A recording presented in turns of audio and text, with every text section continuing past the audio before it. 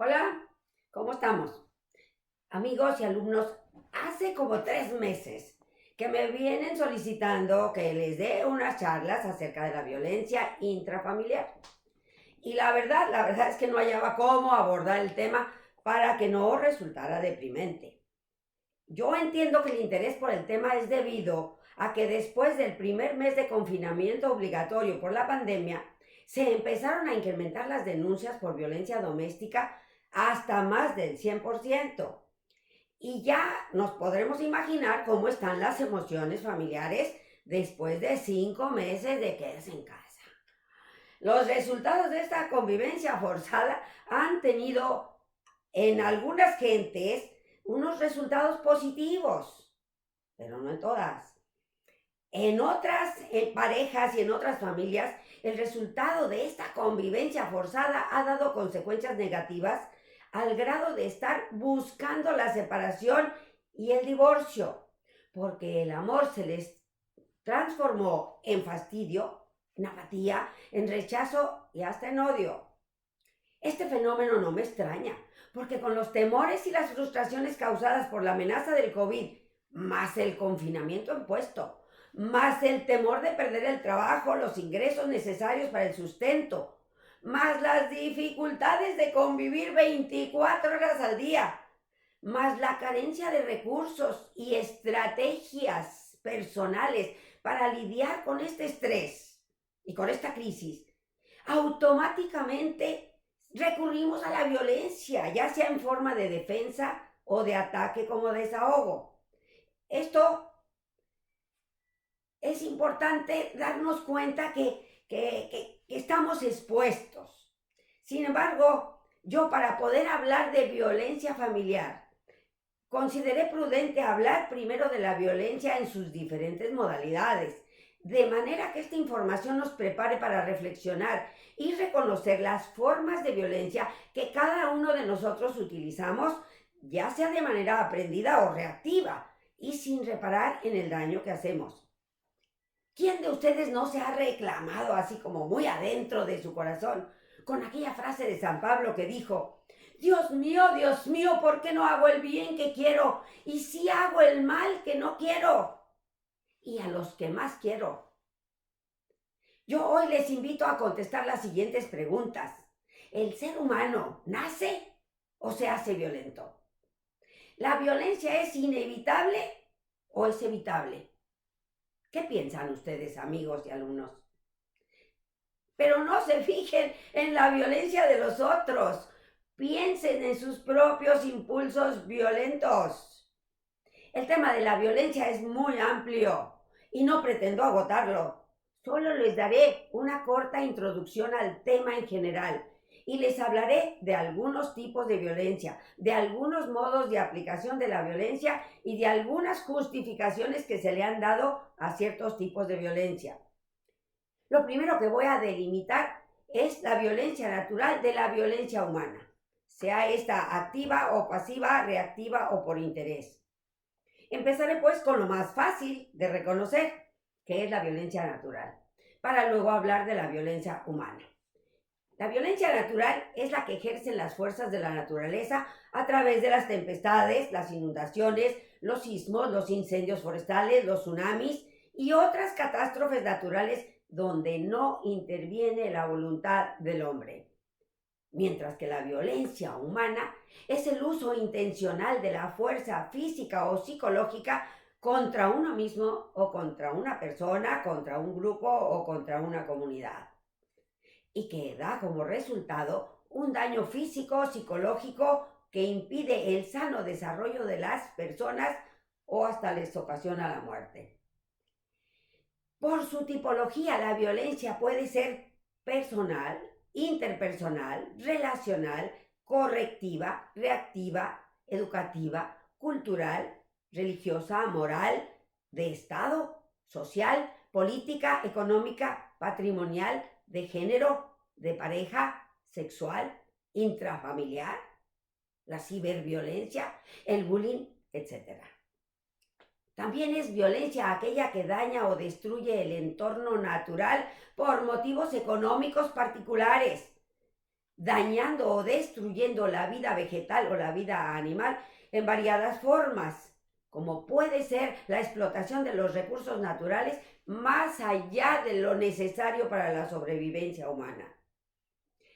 La violencia personal es directa cuando se ejerce contra otros y también cuando es autoinfligida en forma de autolesiones o de suicidio. La violencia interpersonal entre las personas se da cuando una persona toma una conducta de dominio sobre los demás y emplea la fuerza física a través de golpes, violación, tortura o cualquier forma que le cause lesión o daño al cuerpo, a la mente, a la dignidad, al honor, a la integridad o a la libertad de otras personas.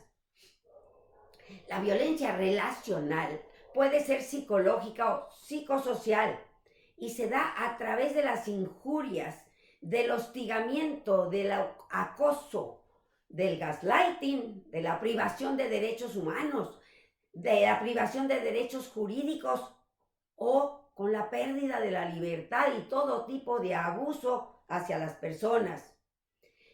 La violencia emocional o psicológica es el maltrato que se da por medio de insultos, de descalificaciones, humillaciones, desvalorizaciones, de silencio como es el hacerle a alguien la ley del hielo, por ejemplo, ignorando las opiniones y los sentimientos del otro, con amenazas, con coacciones o con extorsiones.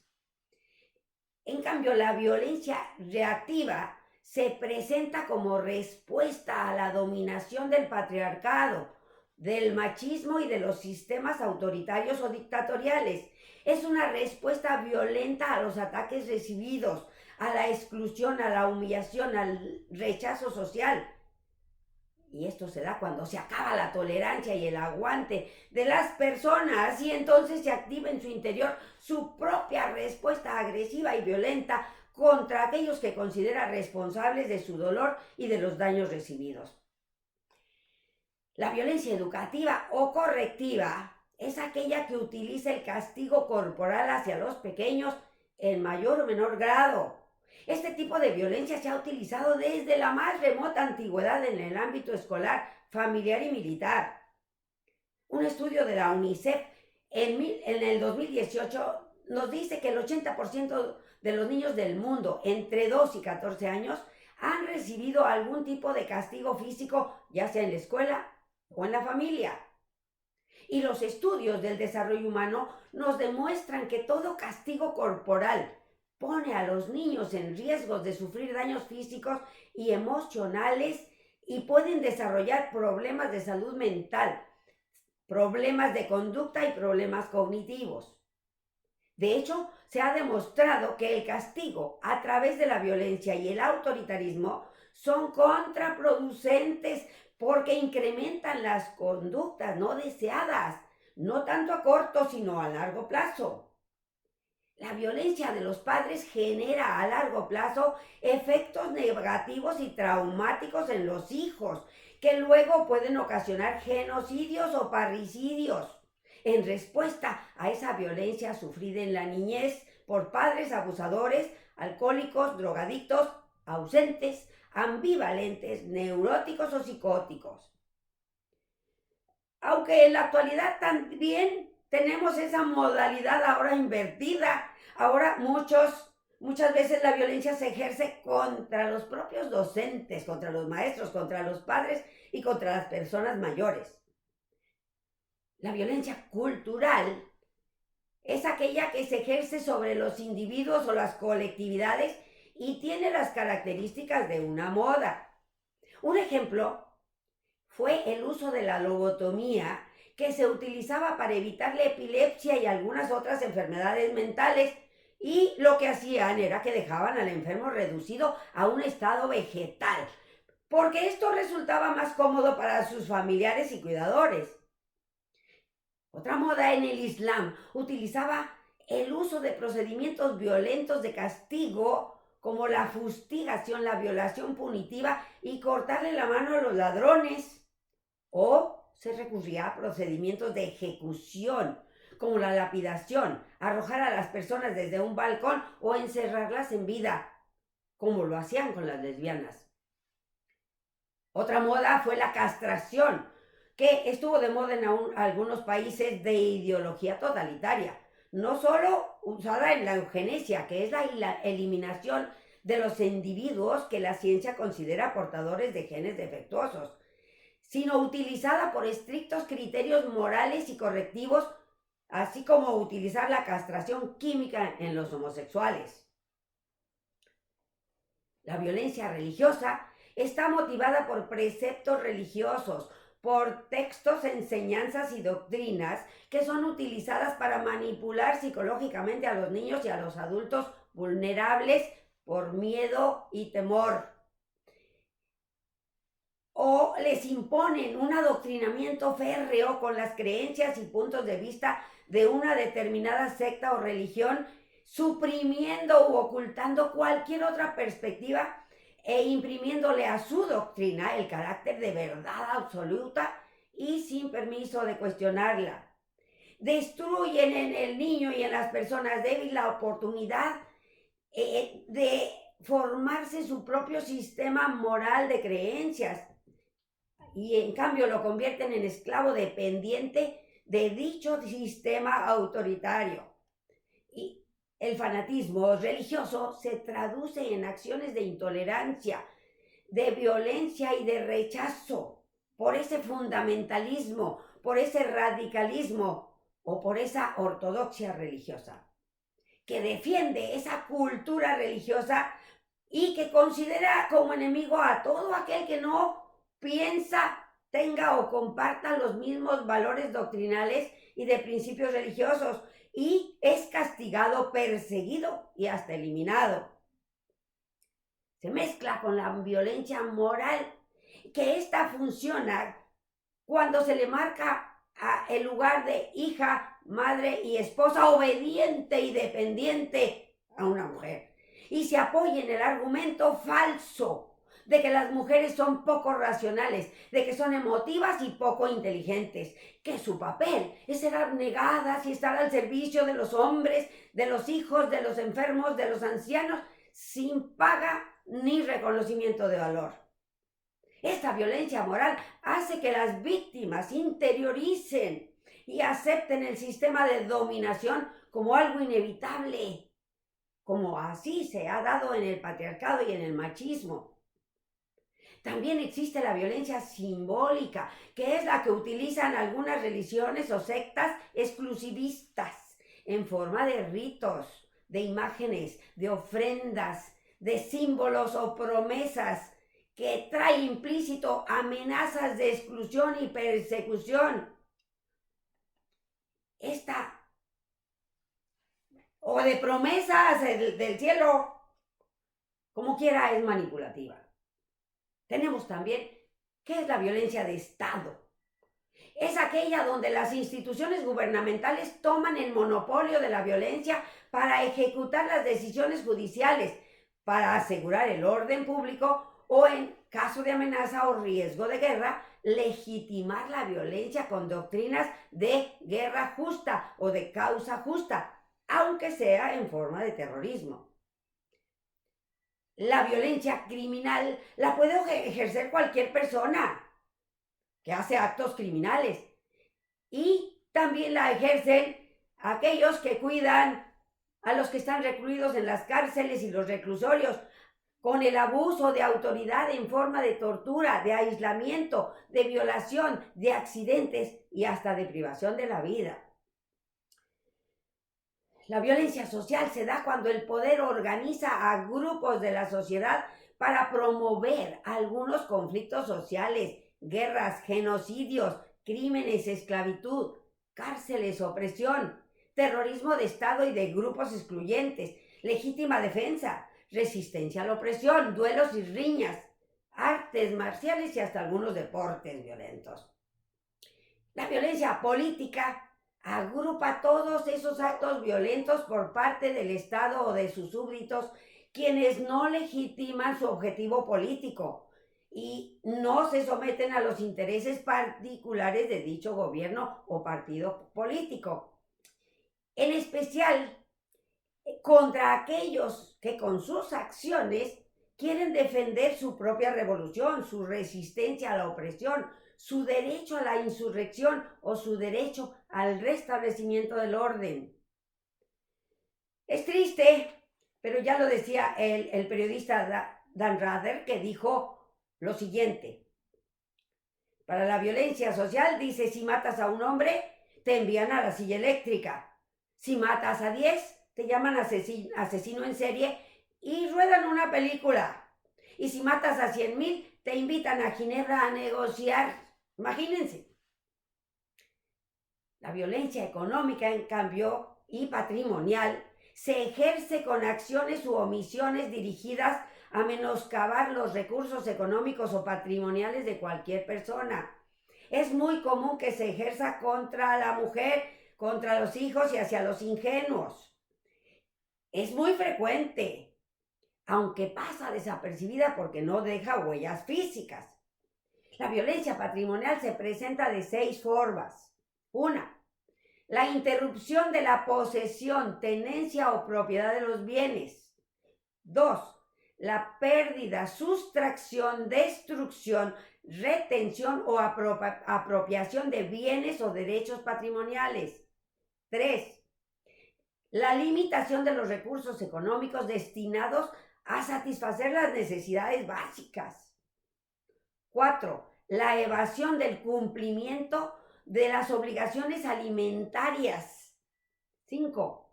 La limitación o el control de los ingresos. Y 6. El no proporcionar un salario igual a iguales tareas dentro del mismo lugar de trabajo.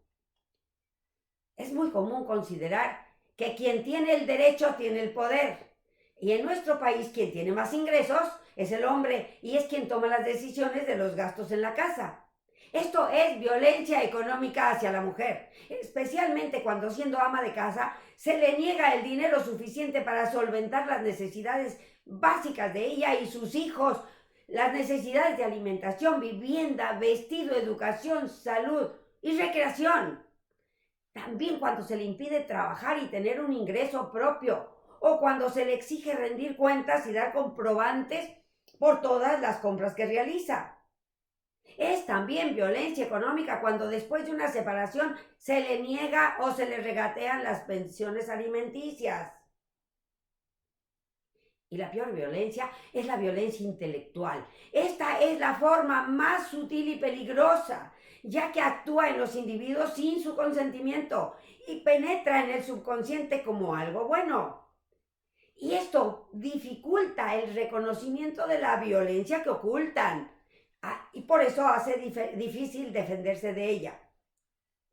La violencia intelectual se da cuando se miente o engaña deliberadamente a un individuo, a un grupo o a una sociedad a través de ideologías totalitarias o excluyentes, sean estas ideas políticas o religiosas, y utilizan la censura, el adoctrinamiento, el racismo, la publicidad maleducada, la obsolescencia programada, la manipulación informativa interesada, etc. La violencia intelectual es tal vez por ello la más peligrosa a largo plazo, ya que su principal característica es que manipula la conciencia del otro. Utiliza propagandas manipulativas con orientación que favorece a creencias radicales y excluyentes, pudiendo provocar incluso guerras y genocidios. La violencia de género, de pareja, sexual o intrafamiliar o doméstica, la veremos con más detalle en nuestra próxima charla. Hoy no hablaré de ella. Hoy solo les comparto lo que la Organización de Naciones Unidas define como violencia de género. Y dice que violencia de género es todo acto que cause daño físico, sexual, psicológico a la mujer de cualquier edad. Incluye las amenazas, la coacción, la privación arbitraria de la libertad, tanto si se producen en la vida pública como en la privada. Incluye el infanticidio con base en el género de la bebé, la castración u ablación del clítoris, el tráfico de mujeres, el acoso y hostigamiento sexual, la represión de la sexualidad, la prostitución forzada, el aborto selectivo por sexo, etc. Esta violencia se presenta en todas las relaciones y sociedades humanas, sin importar la clase socioeconómica a la que se pertenezca. Es una violencia patológica también aquella que tiene acciones u omisiones que dañan la estabilidad física, mental o psicológica de una persona, y esta se aplica por medio de la ausencia, de la negligencia y del abandono. Esta violencia patológica son aquellos descuidos reiterados, la celopatía, los insultos, las humillaciones, la devaluación, la marginación, la indiferencia, la infidelidad, las comparaciones destructivas, el rechazo, la restricción a la autodeterminación, etc. La ciberviolencia o ciberacoso o ciberbullying son considerados como problemas de salud pública. Son una seria amenaza de la salud mental de los niños y los adolescentes que trae como consecuencia desajustes emocionales, sociales y psicológicos, que nuestros adolescentes pueden aislarse, tener baja estima, padecer de depresión, ansiedad, ira, ausentismo escolar, bajo rendimiento académico y hasta el suicidio. Es un tipo de agresión relacional en forma de agresión intencional de uno o varios escolares sobre otro u otros, donde existe un desequilibrio de poder entre los que agreden y los agredidos. Algunas veces con anonimato del agresor, no da la cara, o con la suplantación de identidad para causar más daño y más temor. Esta ciberviolencia se da a través de enviar mensajes por las redes sociales con amenazas, insultos, agresiones verbales, y utilizan dispositivos electrónicos para difundir rumores negativos en la red, revelación de información personal y privada, publicación de fotos comprometedoras, exclusión de la comunicación en línea, suplantación de identidad virtual, etc. 1 de cada 3 niños ha estado involucrado en la ciberviolencia, ya sea como víctima, como victimario o como observador. Los más vulnerables son los adolescentes que tienen algún conflicto con la ley, aquellos que tienen bajo rendimiento académico, aquellos con necesidades educativas especiales o aquellos que son superdotados, o los homosexuales y las adolescentes embarazadas. Son tantas y tan increíbles las formas que utiliza el ser humano para desahogar su violencia, que resulta a veces beneficioso ignorarla o negarla para evadir el temor que nos produce. Pero mis queridos amigos y alumnos, espero que esta charla no me los deprima ni los haya dormido. Mi intención es solo aclarar y señalar algunos tipos de violencia y aquellas maneras en que es aplicada en los diferentes grupos e instituciones. En mis próximas charlas hablaré de las posibles causas de la violencia de género, de la violencia intrafamiliar o doméstica, de sus formas, de sus consecuencias a corto, a mediano, a largo plazo, y también buscaré y hablaré de algunas alternativas que nos ayuden a evitar el uso de la violencia en nuestra vida. Los invito a vivir sin violencia, a colaborar con la evitación de la violencia. Les deseo una vida sin violencia. Les pido su colaboración en esta construcción de un mundo lleno de compasión y misericordia. Amigos y alumnos, los quiero mucho. Hasta la próxima. Gracias por acompañarme.